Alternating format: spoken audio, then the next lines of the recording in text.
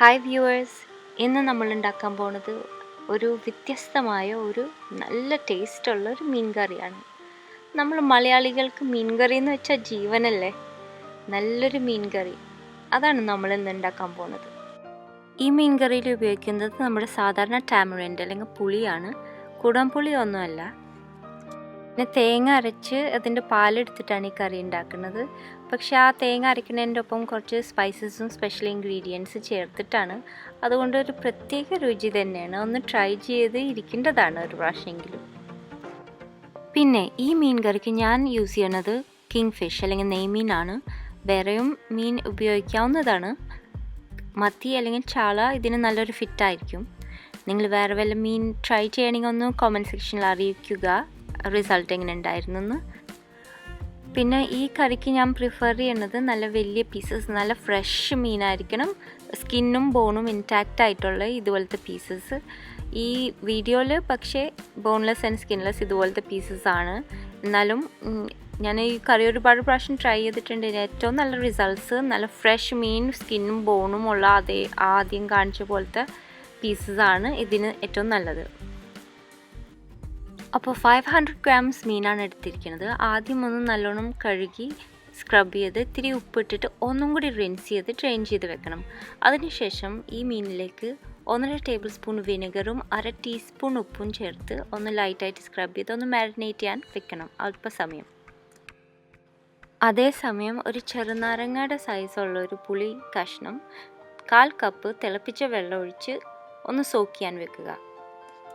പിന്നെ നമുക്കൊരു 10 Kashmiri dry chilli അല്ലെങ്കിൽ അധികം എരിവില്ലാത്ത ഉണക്കമുളക്, ഇത് ഓപ്ഷണലായിട്ട് ഒരു അരമണിക്കൂർ തിളപ്പിച്ച ചൂടുവെള്ളത്തിൽ സോക്ക് ചെയ്താൽ ഒന്നും കൂടി ഫ്ലേവറും കളറും എൻഹാൻസ് ചെയ്യാൻ സഹായിക്കും. പക്ഷെ ഇത് ഓപ്ഷണലാണ്. സമയമില്ലെങ്കിൽ ഇതൊന്നും ചെയ്യുകയാണെങ്കിൽ ആ പുളി സോക്ക് ചെയ്യുന്നതിന് മുമ്പ് ഇതും സോക്ക് ചെയ്ത് വെക്കാം.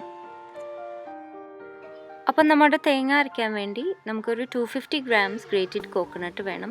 അതൊരു ബ്ലെൻഡറിലേക്ക് ഇട്ട് അതിനോടൊപ്പം നമ്മുടെ ഈ ഉണക്കമുളകും പിന്നെ ഒരു 5-6 ചുവന്നുള്ളി, പിന്നെ ഒരു 13 ഗ്രാം അല്ലെങ്കിൽ 3 ടേബിൾ സ്പൂൺ മല്ലിക്കുരു. മല്ലിപ്പൊടി ഉപയോഗിക്കുന്നതിനേക്കാളും നല്ലത് ഈ മുഴുവനോടെയുള്ള സീഡ്സ് യൂസ് ചെയ്യണതാണ്.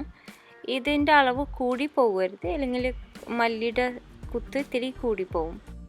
പിന്നെ ഒരു ചെറിയ പാൻ ചൂടാക്കിയിട്ട് ഇതിലേക്ക് ഒരു 1/4 ടീസ്പൂൺ അല്ലെങ്കിൽ ഒരു നുള്ള് ഉലുവയും ഒരു 1/2 ടീസ്പൂൺ നല്ല ജീരകവും കൂടി ചേർത്തിട്ട് ഇതിന് നല്ല മണം വരുന്ന വരെ ഒന്ന് ചൂടാക്കുക. ഈ 2 ചേരുവകളും കൂടി നമ്മൾ ബ്ലെൻഡറിലേക്ക് ഇട്ടിട്ട് ഇനി ഇതൊന്ന് ഗ്രൈൻഡ് ചെയ്തെടുക്കണം. ഇത് ഗ്രൈൻഡ് ചെയ്യാൻ വേണ്ടി ഒരു 1/4 കപ്പിൽ ശകലം കൂടുതൽ വെള്ളമാണ് ആവശ്യമുള്ളൂ.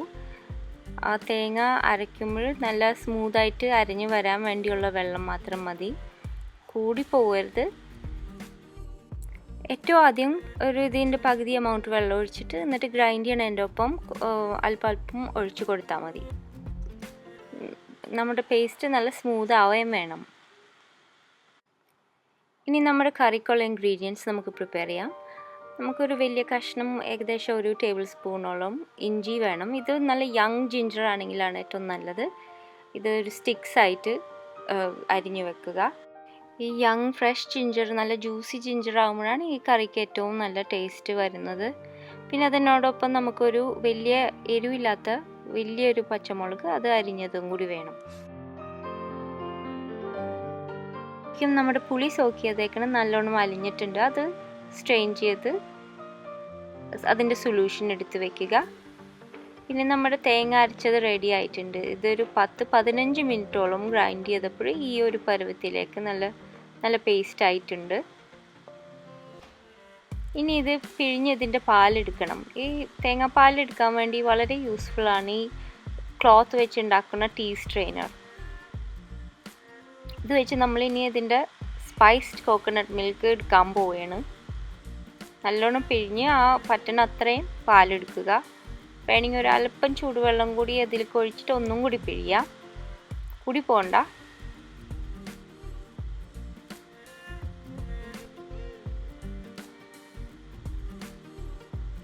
പിന്നെ ആ ബ്ലെൻഡറിൽ ഇത്തിരി അരപ്പുണ്ടെങ്കിൽ അതും കൂടി ചേർത്ത് ഒന്നും കൂടി പിഴിഞ്ഞെടുക്കാം.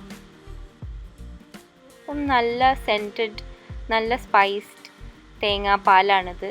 ഇതാണ് ഈ കറിയുടെ പ്രത്യേക രുചിയുടെ രഹസ്യം. ഇനി നമ്മുടെ മൺചട്ടി ചൂടാക്കി അതിലേക്ക് 2 ടേബിൾ സ്പൂൺ വെളിച്ചെണ്ണ ഒഴിച്ചിട്ട് അതിനുശേഷം നമ്മുടെ അരിഞ്ഞു വെച്ചിരിക്കുന്ന ഇഞ്ചിയും പച്ചമുളകും കൂടി ചേർക്കുക.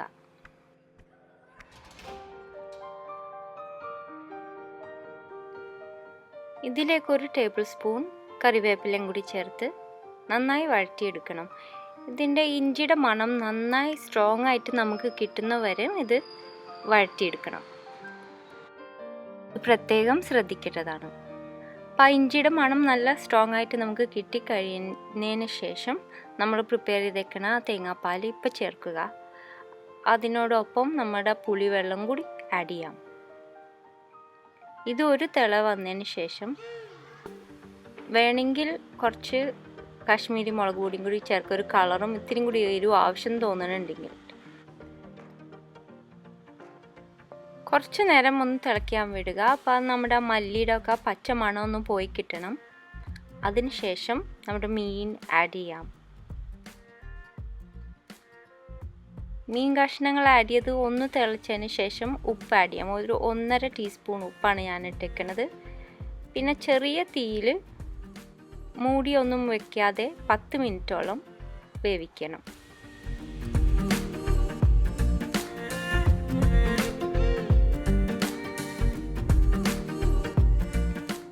മീനൊക്കെ നന്നായി വെന്തതിന് ശേഷം മൂടി വെച്ചിട്ട് തീയിൽ നിന്ന് മാറ്റി വയ്ക്കുക. ഇനി കറി താളിക്കാൻ വേണ്ടി 1 ടേബിൾ സ്പൂൺ വെളിച്ചെണ്ണ ചൂടാക്കി അതിലേക്ക് 2 ചുവന്നുള്ളി നല്ല നേരിയതായിട്ട് അരിഞ്ഞതും കൂടി ആഡ് ചെയ്ത് 1 ടേബിൾ സ്പൂൺ വേപ്പിലയും കൂടി ചേർത്ത് ഇതൊക്കെ കൂടി നല്ല ഗോൾഡൻ ബ്രൗണും ക്രിസ്പ് ആവണ വരെയും ഒന്ന് വഴറ്റിയെടുത്തിട്ട്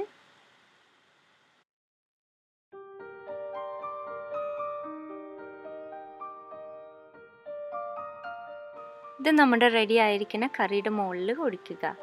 ഇത് ഇളക്കൊന്നും വേണ്ട. നമ്മൾ സെർവ് ചെയ്യാൻ സമയം വരെയും ഇതിങ്ങനെ മൂടി വെച്ചിരുന്നാൽ മതി. പിന്നെ ഈ കറി അടുത്ത ദിവസം ഇതിനേക്കാളും രുചിയാണ് കേട്ടോ.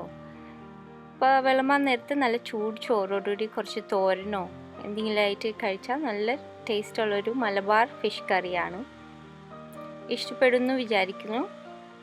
അപ്പോൾ അടുത്ത പ്രാവശ്യം ഒരു റെസിപ്പി ആയിട്ട് വരുന്നവരെ താങ്ക്സ് ഫോർ വാച്ചിങ്.